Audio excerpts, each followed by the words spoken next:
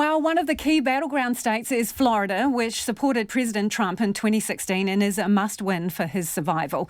Let's go now to our correspondent, Sarah Walton in Tallahassee. Sarah, what is the latest in terms of the vote count there?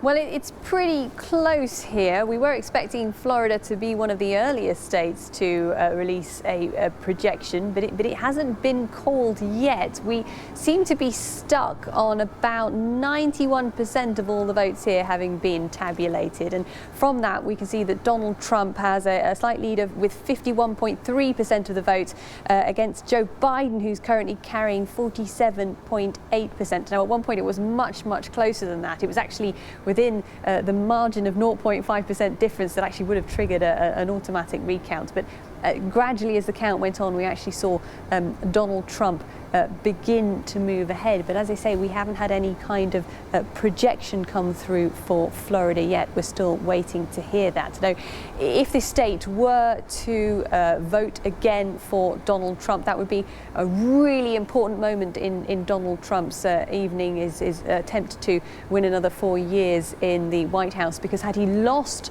Florida, which comes with a very large number of electoral votes, 29 votes, it would have been pretty much impossible for him to find another route to get the 270 electoral votes, which is the magic number that presidents need to win control of the White House.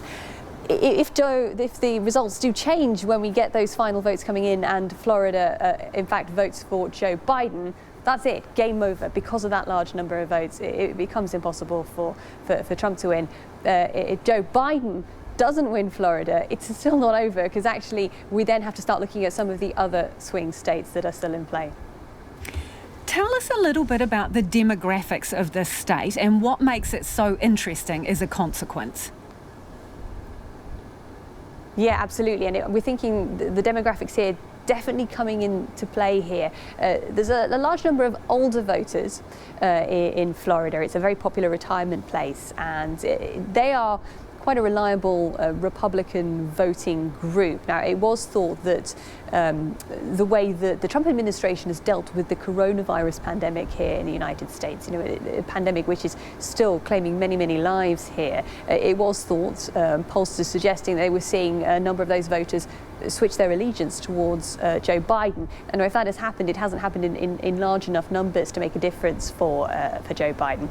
But I think even more important than older voters in Florida are Latino voters, particularly Cuban voters, Cuban American and Cuban immigrants to America that live very much in the sort of Miami area. And we've been seeing some numbers come out of Miami showing very, very high turnout. It is a part of the state that was carried heavily by Hillary Clinton in 2016. She won there by 30 points over Donald Trump, even though Donald Trump then went on to win the rest of Florida.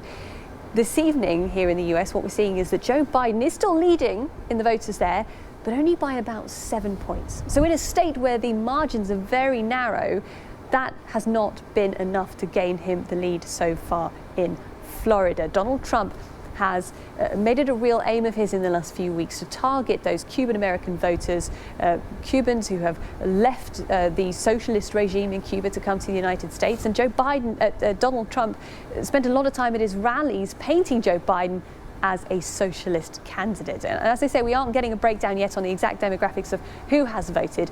But just looking at those numbers in the Miami area, people turning up at the ballots today, it may be that is what will make the difference here. And Donald Trump sells himself as a local boy, doesn't he? Florida? Yeah, you're right. Actually, a New Yorker. That was where he was living when he stood for the White House the first time round.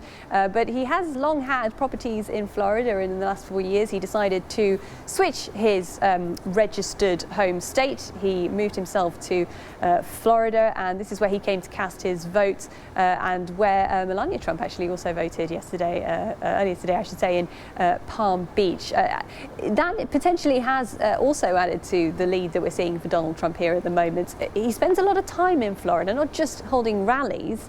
He comes and spends a lot of time at his properties, his golf course and hotel here. So yes, I mean, Florida is always a big treasured prize for any candidate on the way to the White House because of the large number of electoral votes. For Donald Trump, it's perhaps also a little bit personal as well. Thank you very much, Sarah. That is Sarah Walton in Tallahassee there. And as Sarah was saying, Florida is, 94% now in and still sitting at Donald Trump on 51.2% and Joe Biden, just glancing over at the computer, on 47.7%. And as she was saying there, it's a very interesting state in terms of demographics, and Donald Trump needs it.